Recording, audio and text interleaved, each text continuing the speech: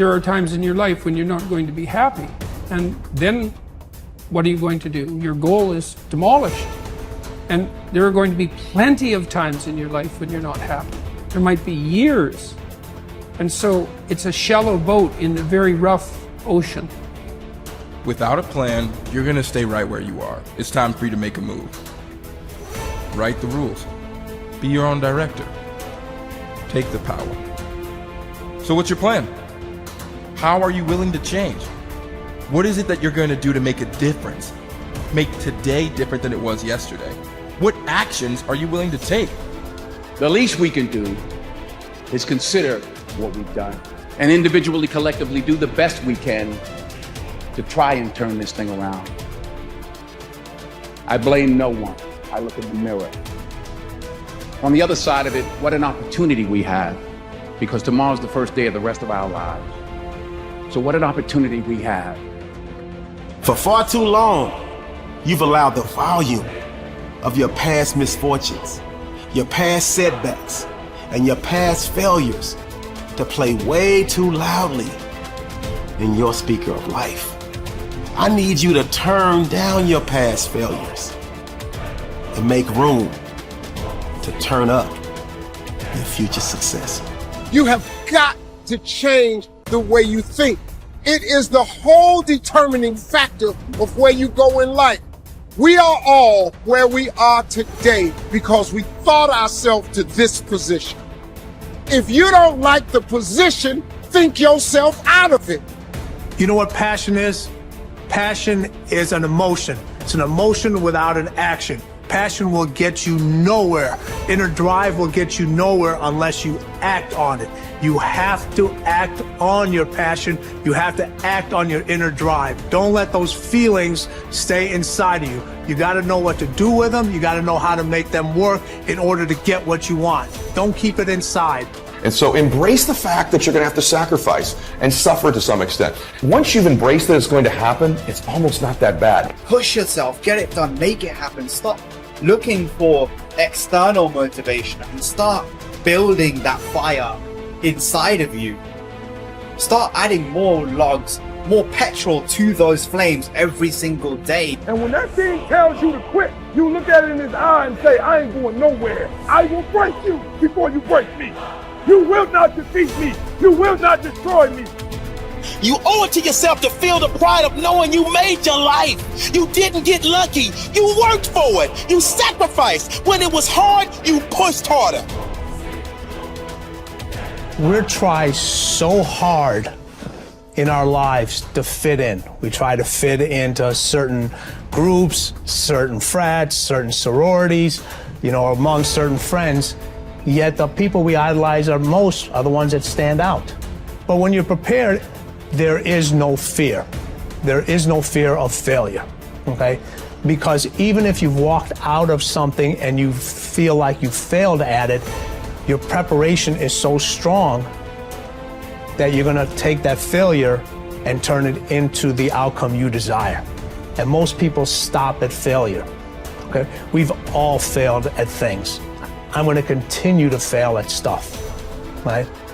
It's the most powerful tool you can use, but it all depends on how you use it. We talk about it in Relentless, okay? A scalpel, okay? In the hands of an individual, it can do unbelievable damage. In the hands of a professional, of a doctor, it saves lives. So it's the same thing with failure. It's how you use it. It's that drive inside of you, okay? It's what we talk about, the dark side. The dark side is filled with failure, but it's the fuel that burns you like something that's never burned inside you before. Fully mature people accept that their actions have consequences. A fully functioning adult knows that he or she can choose an action, but once the action is taken, both predictable and unpredictable consequences will follow. The true adult accepts that for every cause there will be an effect. For every action, there will be a reaction. You can choose the action before you act, but you cannot choose or control the consequence or reaction afterward. Intelligent adults are very careful about the thoughts they think and the actions that they take. They do not fool themselves or engage in self-delusion. They don't pretend that things might happen differently, nor do they trust to luck. inactions also have consequences. What are called crimes of omission are often more serious to your long-term prospects than the mistakes you make. Omitting to think through your values, set clear goals, make plans, commit to excellence, and so on, can be disastrous to your possibilities of great success. The starting point of success is the acceptance of reality. What cannot be cured must be endured. Often people will come to me with challenges they are facing, and I will ask them this simple question: is this a problem or is this a fact? If it's a problem, it's amenable to a solution. There is something that you can do to change it. If you are not happy with the situation, it is up to you to go and do whatever you can to resolve it. A fact, however, is different from a problem. It is something that exists, like the weather, like rain or snow. There is nothing that you can do about it. You can solve problems, but the reality principle says that you have to learn to live with facts. Something unfortunate that has happened is a fact. A sale that did not go through, a business deal that collapsed, a relationship that didn't work out. All of these are facts. Many people waste an enormous amount of emotional energy struggling with facts when they would be much better off concentrating on doing better in the future. Your goal is to be happy, confident, and optimistic. The way that you achieve this is by making these positive responses so automatic that you remain predominantly happy, confident, and optimistic no matter what happens. You can achieve this result by taking specific, proven, practical steps that have been used by millions of people and which work with virtually unfailing certainty. The starting point is accepting complete responsibility for every aspect of your life. The law of sowing and reaping, whatever you sow or fail to sow, is going to determine what you reap in the end.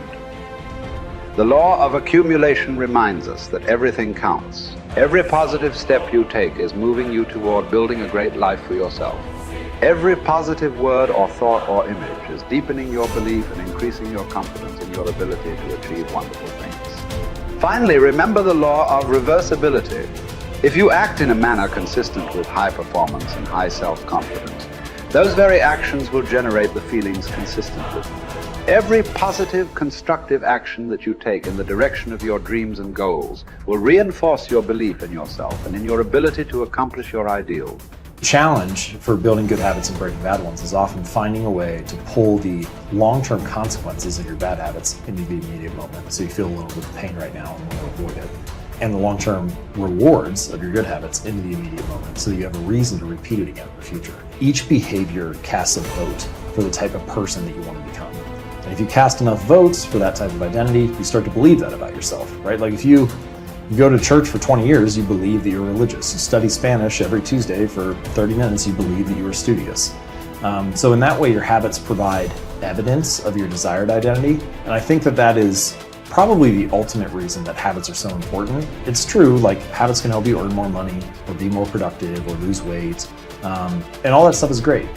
But in addition to the external results that habits provide, they also shape your sense of self. They are the engine or the avenue through which you learn to believe things about yourself. You have to have just one thing in mind: keeping on track, closing out all the noise and the clutter that gets in your way. You've got to identify your target. Let nothing stand in your way. You've got to keep your eye on the target until you've released the arrow.